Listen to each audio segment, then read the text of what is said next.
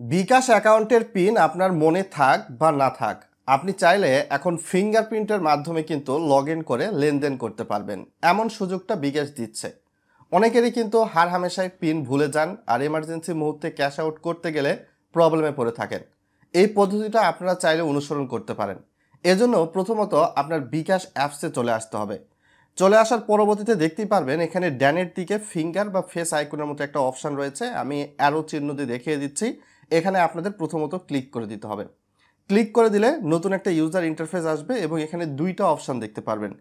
প্রথম যে অপশানের কাজ সেটি হচ্ছে লগ ইন ও লেনদেনের জন্য ব্যবহার করতে পারবেন এবং সেক্ষেত্রে সর্বোচ্চ 1000 টাকা পর্যন্ত আপনি ক্যাশ আউট পেমেন্ট বা মোবাইল রিচার্জের জন্য কিন্তু আপনি চাইলে প্রথম অপশানে ক্লিক করে পরবর্তী স্টেপ অনুসরণ করতে পারেন, অথবা শুধুমাত্র লগ ইনের জন্য আপনি 2 নাম্বার অপশানে ক্লিক করে পরবর্তী স্টেপ অনুসরণ করতে পারেন। যার যেটা ইচ্ছা এটা দিয়ে দিবেন। ভিডিওটা ইনফরমেটিভ হচ্ছে তাই অবশ্যই ভিডিওটা লাইক করে চ্যানেল নতুন হলে সাবস্ক্রাইব করে দিবেন। এবং এখানে মূলত বলা হচ্ছে তথ্য থাকবে সুরক্ষিত এবং শুধু আপনার টাচ বা ফেস আইডি যোগ করতে হবে। তো এক্ষেত্রে এগিয়ে যান যে অপশান রয়েছে এখানে আমি প্রেস করে দিচ্ছি। তার পরবর্তীতে আপনার বিকাশের যে পিনটা রয়েছে সেই পিনটা প্রথমবারের জন্য এখানে দিয়ে দিতে হবে। তো আপনারা আপনাদের পিনটা দিয়ে দিবেন। দিয়ে দেওয়ার পরবর্তীতে পিন কনফার্ম অপশানে ক্লিক করলে আপনার ফিঙ্গারপ্রিন্ট বা ফেস নেবে, তো সেটা দিয়ে দিবেন। দিয়ে দেওয়ার পরবর্তীতে ঠিক আছে অপশানে প্রেস করবেন।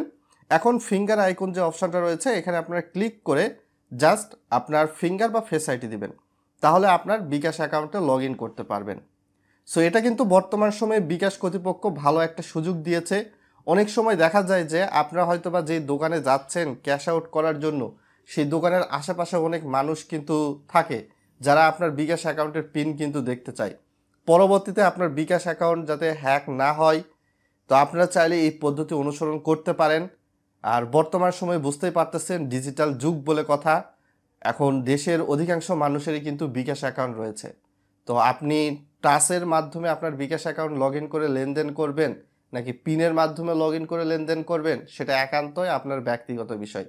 আপনি যদি ফিঙ্গারপ্রিন্টের মাধ্যমে বিকাশ অ্যাকাউন্টে লেনদেন করেন সেক্ষেত্রে দেখা যাবে যে অবশ্যই আপনার ফোনে যার ফিঙ্গারপ্রিন্ট রয়েছে সেই ফিঙ্গারপ্রিন্টের মাধ্যমেই লেনদেন হবে।